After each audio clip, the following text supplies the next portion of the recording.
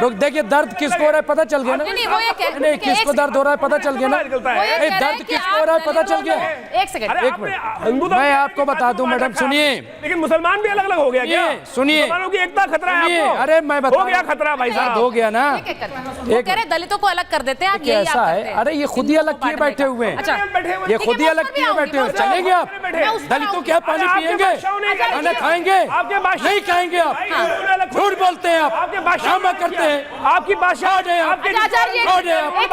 एक करके आचार्य जी वर्सेस मुमताज जी को स्क्रीन पर ले लीजिए आप। हाँ, मुमताज जी ऐसा है, मैं एक चीज कह रहा हूँ, दरअसल पेट में दर्द कब से शुरू हुआ? जब से राहुल गांधी की भारत जोड़ो यात्रा कामयाब हुई।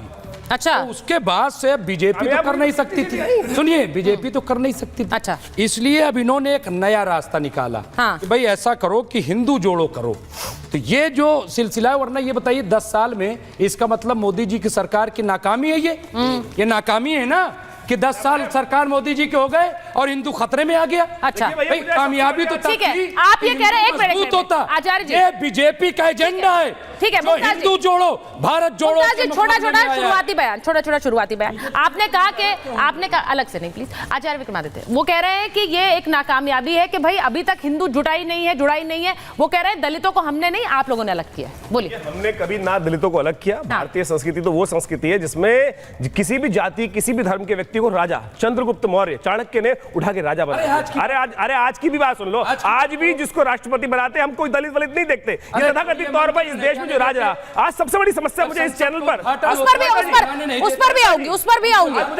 वो वैलिड पॉइंट है, उस पर भी आऊंगी। एक मिनट, मैं एक पॉइंट उठाना चाहता हूं कि आज आपके एंट्री डिबेट पे एंटर जैसे ही होते हैं तो एक मौलाना साहब बोलते हैं कि हिंदुओं की यात्रा गुंडागर्दी है। मुझे बताइए गुंडागर्दी कैसे होगी भाई? मुझे बताइए, यात्राएं जो आपकी निकलती है, कार्टून छप जाता है अफरी वहां पर डेनमार्क के अंदर, यहां आप बस चलाने शुरू कर देते हैं। शुक्रवार के दिन पत्थर लेके निकल जाते हैं। हिंदू यात्रा में एक कार लगी हो आग, एक जगह कोई बोट टूटा हो, एक जगह किसी ने किसी को कुछ गाली दी हो। मुझे बताइए, हिंदू भारत की यात्रा हिंदुस्तान को एक करने की बात, समाज को एक करने की बात की जा रही है और आपके समय आपके मन में इस प्रकार सांप लूट रहे हैं। ये वास्तविकता में दिखाई देता है। एक पुराना गाना था, कोई मुखालफत नहीं कर रहा है। शुरुआती कमेंट उनको कंप्लीट करने दीजिए, कोई विरोध नहीं कर रहा है। अमिताभ बच्चन का पुराना गाना सुना रहा हूं। गाना कौन सा है? सर गिन ले दुश्मन आपकी जबान देख रहे हो। सुन लीजिए, देश को एक करने के लिए यात्रा हो रही है। हिंदू को एक करने के लिए, हिंदुस्तान को एक करने के लिए यात्रा कर रहे हैं। हिंदुस्तान को एक करने के लिए। मैं एक चीज, एक सेकंड, लोग तथाकथित तौर पर जो यात्रा कर रहे थे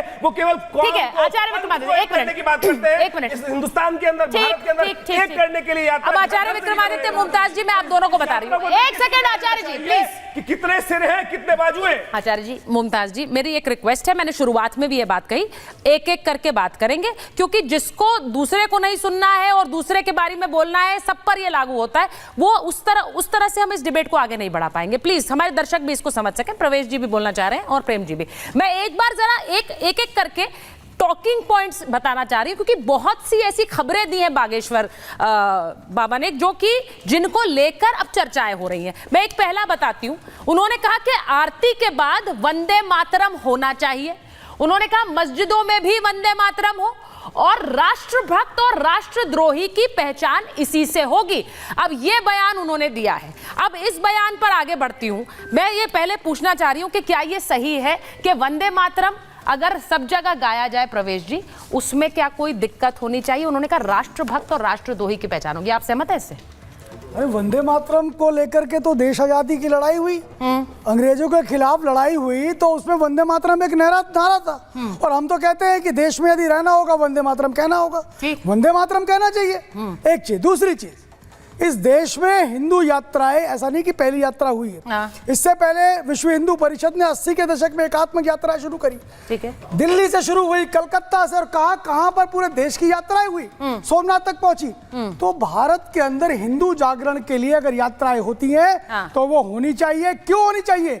क्योंकि भारत की अस्मिता हिंदू है, भारत की पहचान हिंदू है। और आप देखिए, ये दुनिया का इतिहास है, जहां पर भी इस्लाम गया, जहां पर भी क्रिश्चियनिटी गई, 7 साल 10 साल 40 साल 50 साल वहां पूरा का पूरा कन्वर्जन किया। लेकिन भारत का हिंदू है, भारत का हिंदुत्व है, कुछ ऐसी शक्ति है, कुछ ऐसा सीमेंट है जिसने भारत के एक एक व्यक्ति को जोड़े रखा।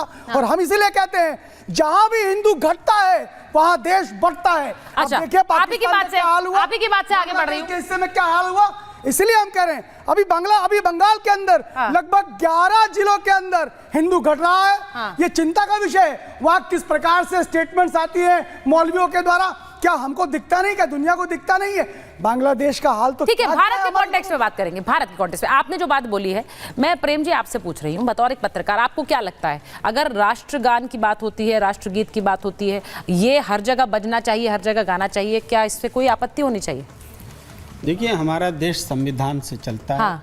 और जो कोई गलत बात होती है कानूनी रूप से सही या गलत होती है। ठीक है। इसके अलावा कोई रास्ता नहीं है बोलने का कि हम किसी माने किसी मजहब को खराब बोल दे, कोई किसी धर्म को खराब बोल दे, ये कोई रास्ता ही नहीं है। हाँ। दूसरी बात है कि ये बात स्पष्ट होनी चाहिए कि देश को एक करने के लिए यात्रा हो रही है। जैसे अभी हमारे बोल रहे थे आचार्य जी कि हिंदुस्तान को एक करने के लिए यात्रा हो रही थी। तो ये जो देश की पहचान है, आरएसएस भी कहता है कि हिंदू का हो सकती है, राष्ट्रीयता हिंदू है। ठीक है, वो जवाब आरएसएस भी कहता है कि हिंदू का मतलब इसमें मुसलमान भी शामिल है। सही, वो भी यही कह रहे हैं। लेकिन जो यात्रा, जो जुलूस दिख रहा है, आप जो दिखा रहे हैं, इसमें क्या मुसलमानों की या बौद्धों की या किसी की भागीदारी है क्या? जाए ना, मना करा किसी ने। जाए ना, एक मिनट, नहीं, ठीक है, उसके बाद ठीक है, थोड़ा एक और नहीं, मेरा क्वेश्चन तो दूसरा था ना। आपने अपनी बात रख दी, वो शायद आपका शुरुआती पॉइंट था, लेकिन मैंने कहा कि राष्ट्रगीत, राष्ट्रगान क्या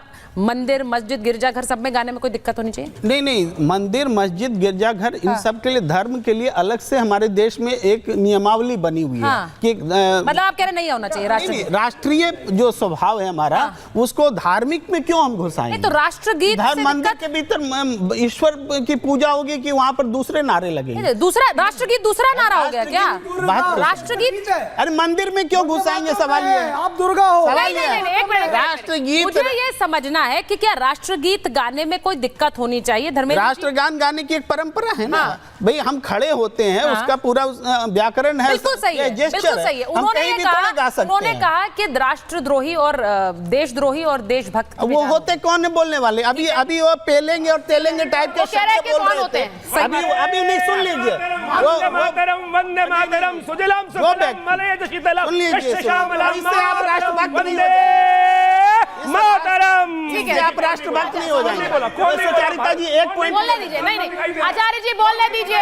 दिखाई दे रहा है, मैं बोल रहा हूँ गाओ ना साथ में। इस देश की आत्मा इसमें बसती है भाई। कोई किसी को चैलेंज नहीं करना है। आचार्य जी, you cannot challenge। एक पॉइंट ले लीजिए। एक मिनट, प्रेम कुमार जी बोल रहे हैं, उनको बोलने दीजिए।